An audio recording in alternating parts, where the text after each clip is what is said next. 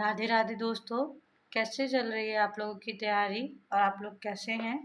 अगर आप लोगों को तैयारी के अकॉर्डिंग मतलब रिगार्डिंग कोई भी दिक्कत नज़र आ रही है, आपको कोई टॉपिक नहीं समझ में आ रहा है, तो आप लोग प्लीज़ मुझे कमेंट करके बताइएगा। और एक इम्पॉर्टेंट न्यूज़ है आप लोगों के लिए कि आप लोगों का जो पेपर है वो अब ऑफलाइन होगा। इससे पहले ऑनलाइन हो रहा था, जो अब ऑफलाइन में होगा। और एक पॉजिटिव जो है, एक पॉजिटिव चीज़ है कि आप लोगों का पेपर ऑफलाइन होगा। शायद अगस्त में आप लोगों का पेपर है। चलिए, अभी टाइम है, आप लोगों को तैयारी करने का एक अच्छा मौका प्राप्त हो गया है। आप लोग अपनी तैयारी ऐसे ही जारी रखिए। हो सकता है कि आगे आने वाले 4-5 दिनों में हम ईवीएस कंप्लीट करा दें। उसके बाद हम क्या करेंगे, 3rd से 5th तक लेकर जो एनसीईआरटी ईवीएस चलती है, एनसीईआरटी में ईवीएस चलती है, उसमें से जो इम्पोर्टेंट चीज़ें हैं वो पढ़ लेंगे। उसके बाद हम पेडोलॉजी पढ़ेंगे ईवीएस की, फिर आगे हम पढ़ते रहेंगे। बाकी हम सीडीपी तो पढ़ ही रहे हैं। सीडीपी में आज हम सिद्धांत पढ़ेंगे, जिसमें वाइगॉत्स्की का सिद्धांत है, प्याजे का सिद्धांत है और कोहलबर्ग का है। वाइगॉत्स्की का सिद्धांत पढ़ते हैं। वाइगॉत्स्की जो हैं वो सोवियत संघ यानी रूस के रहने वाले हैं। कहाँ के रहने वाले हैं? रूस के रहने वाले हैं। ठीक है। ये जो हैं, इन्होंने जो है सामाजिक एवं सांस्कृतिक विकास का सिद्धांत दिया। कौन सा सिद्धांत दिया? सामाजिक और सांस्कृतिक सिद्धांत। इनके सिद्धांत में इन्होंने कहा कि जो बालक है उसके विकास में जो है वो समाज का विशेष योगदान रहता है। क्या होता है? समाज का विशेष योगदान रहता है। इनका मानना था कि बच्चा जो कुछ भी सीखता है वह समाज में रख कर सीखता है। बच्चा जो कुछ भी सीखता है वह समाज से सीखता है, अर्थात वह दूसरों की मदद लेकर सीखता है। ठीक है। इनका कहना था कि बालक का जो है, जो सर्वाधिक विकास होता है वो खेल के मैदान में होता है। कहाँ पे होता है? खेल के मैदान में होता है। ऐसा क्यों? ऐसा क्यों? क्योंकि बच्चा जो है खेल के मैदान में अपनी पर्सनालिटी जो है वो अच्छे तरीके से शो कर लेता है। ठीक है। अच्छी तरीके से अपनी पर्सनालिटी शो कर लेता है। अब और सारे बच्चों से भी मिलता है। मतलब वहाँ पे इंडिविजुअल जो हर बच्चे की इंडिविजुअल मतलब पर्सनालिटी अलग अलग होती है, तो और बच्चों से सीखता भी है। तो इनका कहना था कि बच्चा जो है उसका सर्वाधिक विकास खेल के मैदान में होता था। इनका मानना था कि समाज के घुलने मिलने के फलस्वरूप ही क्या होता था, इनके मानना क्या था कि समाज में घुलने मिलने के फलस्वरूप ही उसमें विभिन्न प्रकार का विकास होता था। समाज में उसे जिस प्रकार की सुविधाएं उपलब्ध होंगी उसका विकास भी उसी प्रकार होगा। फिर हम पढ़ते हैं जेडपीडी क्या है, यानी zone of proximal development. Zone of proximal development में निकटतम क्षेत्र यानी समीपस्थ विकास क्षेत्र। ठीक है। इसमें क्या होता है, जब कोई बच्चा कोई काम करना चाहता है परंतु उसे उस काम को करने में सक्षम नहीं है, तो वो अपने बड़े माता पिता अध्यापक आदि का सहारा लेता है, तो उसे हम जेडपीडी कहते हैं। अब कोई बच्चा है वो किसी काम को करना चाह रहा है लेकिन उसे नहीं पता है कि वो काम वो कैसे करेगा, तो वो जो है अपनी टीचर, अपनी मम्मी पापा, अपनी बड़ी सिस्टर जो उससे मदद लेगा, तो वही क्या कहलाता है? जेडपीडी कहलाता है। स्कैफोल्डिंग क्या होता है? स्कैफोल्डिंग होता है जब एक पूर्ण ज्ञान रखने वाला वयस्क बच्चा जो होता है, जब वयस्क बच्चे के निष्पादन में को सहयोग एवं निर्देशन द्वारा विस्तारित करता है, तो स्कैफोल्डिंग कहते हैं। हम एक एग्जाम्पल देख लेते हैं। कोई बच्चा है वो साइकिल सीख रहा है, तो देखता है कि पहले उसके फादर जो होते हैं उसको उसकी पहले वो सपोर्टर साइकिल चलाता है। सपोर्टर साइकिल चलाने के बाद वो क्या करता है, उसके पैर जो उसके पापा होते हैं वो उसके साइकिल से सपोर्टर्स हटा देते हैं। वो क्या करते हैं, साइकिल को पीछे से पकड़े रहते हैं। फिर क्या करते हैं, थोड़े टाइम बाद वो साइकिल को पीछे से छोड़ना स्टार्ट कर देते हैं और वो देखते हैं कि बच्चा जो है वो धीरे धीरे साइकिल पे बैलेंस बना ले रहा है। तो एक दिन क्या हो जाता है, बच्चा सीख जाता है। तो जो बच्चे की हेल्प उसके पापा कर रहे हैं वही क्या होता है, वो स्कैफोल्डिंग कहलाता है। इसके 4 चरण है। कितने चरण हैं? 4 चरण है। कौन कौन से? पहला चरण है सबसे पहले दूसरों से मदद लेना। दूसरा, स्वयं समस्या को समझ लेना। ठीक है। फिर अपनी समस्या को स्वयं हल करना। फिर चौथा, दूसरों की मदद करने तक की निपुणता। पहले क्या हो गया, जो सबसे पहले हम दूसरे से मदद लेंगे। फिर क्या करेंगे, हमें जब अपनी समस्या समझ आ जाएगी तो हम उसका हल खुद ढूंढ लेंगे। फिर हम उसमें इतना ट्रेंड हो जाएंगे कि हम किसी दूसरे को भी सिखा सकते हैं। MKO, MKO क्या है? More knowledgeable others. MKO में मोर नॉलेजेबल अदर्स में क्या है कि वह व्यक्ति होता है जिसको पूर्ण ज्ञान होता है, जिसको क्या होता है? पूर्ण ज्ञान होता है। और ये क्या होता है? ये जो होता है, जो व्यक्ति होता है, जो बच्चा होता है, ये ज़रूरी नहीं है कि कोई वयस्क हो या कोई और हो, मतलब कोई बच्चा हो सकता है वो वयस्क भी हो सकता है वो कोई बच्चा ही हो, ठीक है। तो ऐसा कोई ज़रूरी नहीं है कि जो मोर नॉलेजेबल अदर्स होता है वो कोई बच्चा हो या फिर कोई वयस्क हो, वो कोई भी हो सकता है। फिर हमारे ये प्याजे के सिद्धांत पढ़ते हैं। प्याजे जो है वो स्विट्ज़रलैंड के रहने वाले कहाँ के रहने वाले थे? स्विट्ज़रलैंड के रहने वाले थे। इन्होंने मतलब ये देखना चाहते थे कि बच्चों का विकास किस तरीके से होता है, तो इन्होंने अपने ही बच्चों पर जो है वो शोध किया था, यानी जो इन्होंने है अपने ही बच्चों पर खोज करी थी। इन्होंने कहा कि बच्चे जैसे जैसे बड़े होते हैं उनकी मानसिक विकास संबंधी क्रियाएं जो होती हैं उनको बड़ी बारीकी से अध्ययन करना पड़ता है। क्या करना पड़ता है? उनका बहुत ही बारीकी से अध्ययन करना पड़ता था, ठीक है। इन्होंने कहा कि प्रत्येक बालक अपने जन्म के समय कुछ जन्मजात प्रवृत्तियाँ एवं सहज क्रियाओं को करने से संबंधी योग्यताएं, जैसे चूसना, देखना, वस्तुओं को पकड़ना, वस्तुओं तक पहुंचना आदि को लेकर पैदा होता है। ये बहुत इम्पोर्टेंट चीज़ है कि जो बच्चा जो होता है वो कुछ जन्मजात प्रवृत्तियों के साथ होता है। वो जन्मजात प्रवृत्तियाँ कौन सी होती हैं? सकिंग यानी चूसना हो गया, देखना हो गया, वस्तुओं को पकड़ना हो गया, फिर क्या हो जाता है? वस्तुओं तक पहुंचना, ठीक है। अब हम कुछ इन्होंने कुछ पॉइंट्स बताए थे, उनके बारे में हम पढ़ लेते हैं, ये बहुत इंपॉर्टेंट है। पहला आता है अनुकूलन। अनुकूलन क्या होता है? वातावरण के अनुसार स्वयं को ढालना अनुकूलन कहलाता है। क्या कहलाता है? अनुकूलन कहलाता है। यानी अडेप्टेशन क्या होता है? वातावरण के अकॉर्डिंग अपने आप को ढालना। फिर क्या होता है? आत्मसातीकरण। आत्मसातीकरण क्या होता है? पुराने ज्ञान को नवीन ज्ञान से जोड़ने की जो प्रक्रिया होती है। हमारे पास पूर्व ज्ञान है, उस पूर्व ज्ञान में हम जो नया ज्ञान जोड़ते हैं वो हमारी जो प्रक्रिया होती है वो आत्मसातीकरण कहलाती है, यानी एसिमिलेशन कहलाती है। फिर हम पढ़ते हैं समायोजन। जब बालक अपने पुराने जैसे कोई बालक है उसको किसी चीज़ के बारे में नॉलेज पहले से ही है, ठीक है। फिर क्या करता है? उस नॉलेज में अगर वो अपनी नई नॉलेज ऐड कर रहा है तो वो क्या हो जाता है? वो उसका अडेप्टेशन कहलाता है या एडजस्टमेंट कहलाता है। सॉरी, अडेप्टेशन तो वो होता है जो वातावरण के अनुसार स्वयं को ढालना होता है। एडजस्टमेंट क्या होता है कि हमारा जो पहले से ज्ञान हमारे पास होता है उसमें हम जब नया कुछ ऐड करते हैं तो वो हमारा एडजस्टमेंट कहलाता है। अब हम स्कीमा क्या कहलाते हैं? स्कीमा क्या होता है? स्कीमा जो होता है, स्कीमा क्या होता है? स्कीमा में ये होता है कि जो बालक के मस्तिष्क में कुछ चीज़ें होती हैं, ठीक है, पहले से ही जमा होती हैं, ठीक है। तो क्या करता है बालक जो है, पहले से जो मस्तिष्क में चीज़ें उपस्थित होती हैं उसका प्रयोग किस विषय में वस्तु के प्रति एक धारणा बनाता है, उसे हम स्कीमा कहते हैं। अब जैसे हम एग्जाम्पल ले लेते हैं, इसमें एक तो ये थोड़ा सा प्रिंट नहीं है ना सही से, तो जो है वो रीडिंग में प्रॉब्लम हो रही है। बट इस बार ऐसा हो गया है, अगली बार ऐसी दिक्कत नहीं होगी, ठीक है। इसमें ये लिखा हुआ है कि बालक के मस्तिष्क में जो चीज़ें पहले से विद्यमान होती हैं, बालक के मस्तिष्क में जो चीज़ें पहले से जमा होती हैं तथा बालक पहले से मस्तिष्क में उपस्थित चीज़ों का उपयोग करके किसी विषय वस्तु के प्रति अपनी एक धारणा बनाता है, तो उसे हम स्कीमा कहते हैं। स्कीमा कहते हैं, जैसे हम बच्चे से बोल देते हैं कि ए फॉर एप्पल होता है, ठीक है।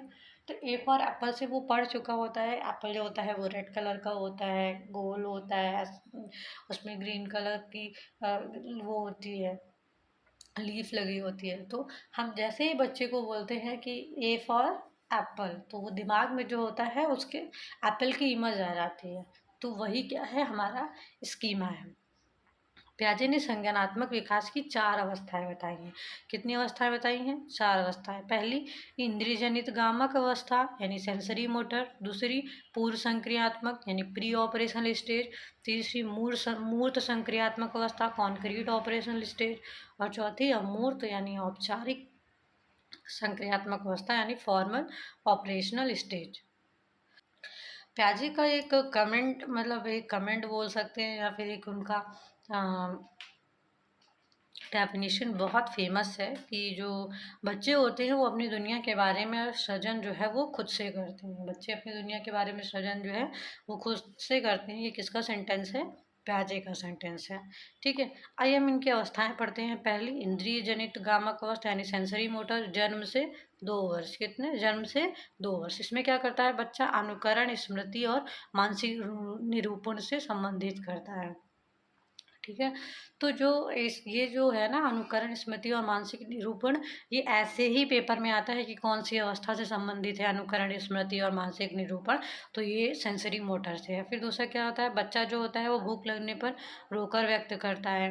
इस अवस्था में बालक अपनी मानसिक क्रियाएं जो हैं वो गामक क्रियाओं के रूप में ही संपन्न होती है। गामक क्रियाओं का मतलब जैसे बच्चे को भूख लग रही है तो वो रोकर रिप्रेजेंट करता है।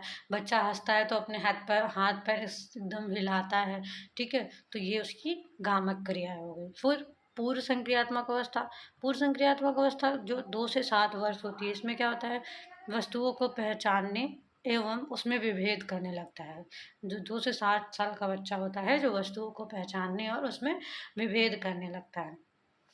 ठीक है, मतलब उसे पता हो जाता है कि उसके परिवेश में जो लोग रह रहे होते हैं वो अपने घर वाले लोगों को पहचानने लगता है कि हाँ ये हमारे घर के लोग हैं। वो घर वाले और बाहर वाले लोगों में अंतर करने लगता है। ठीक है, और फिर भाषा का विकास प्रारंभ हो जाता है। लैंग्वेज डेवलपमेंट जो है वो स्टार्ट हो जाता है। बालक नई सूचनाओं और अनुभवों को का संग्रह करने लगता है। क्या करने लगता है? नई सूचनाओं और अनुभव का संग्रह करने लगता है। और सबसे इम्पोर्टेंट, वस्तु स्थायित्व का गुण आ जाता है। क्या हो जाता है? वस्तु स्थायित्व का गुण आ जाता है। ठीक है, हम पढ़ते हैं मूर्त संक्रियात्मक अवस्था। मूर्त संक्रियात्मक अवस्था यानी कॉन्क्रीट ऑपरेशनल स्टेज, 7 से 11 वर्ष। इसमें क्या क्या होता है? वस्तुओं को पहचानने, उनका विभेदीकरण करने तथा वर्गीकरण करने की क्षमता जो है उसमें विकसित हो जाती है। क्या होता है? वस्तुओं को पहचानने, विभेदीकरण करने तथा वर्गीकरण करने की क्षमता विकसित हो जाती है। तर्क संगत होना स्टार्ट हो जाता है। मानी मूर्त का मतलब क्या होता है? कॉन्क्रीट थिंकिंग, मतलब जो है बच्चा जो है लॉजिकल चीज़ें बोलना स्टार्ट कर देता है। बालक अपने वातावरण के अनुसार अनुकूल करने के लिए अनेक नियमों को सीख लेता है। मतलब अपने वातावरण में रहने के लिए वो क्या करता है? चीज़ों को अडेप्ट करने लगता है। ठीक है, औपचारिक या अमूर्त संक्रियात्मक अवस्था। औपचारिक या अमूर्त संक्रियात्मक अवस्था क्या है? 11 वर्ष से लेके मतलब पूरा फिर वो हो जाता है प्रौढ़ावस्था तक, या फिर या युवावस्था जो पूरा है, हम जो एडोलसेंस पढ़ते हैं वो पूरा स्टेज हो गया। इसमें क्या होता है? भाषा संबंधी योग्यताएं तथा संप्रेषण का विकास होता है। मतलब बच्चा जो है उसकी कम्युनिकेशन जो स्किल्स होती हैं वो उनका डेवलपमेंट हो जाता है। बच्चा जो है अपनी समस्याओं के समाधान के लिए अब जो है वो क्या करने लगता है?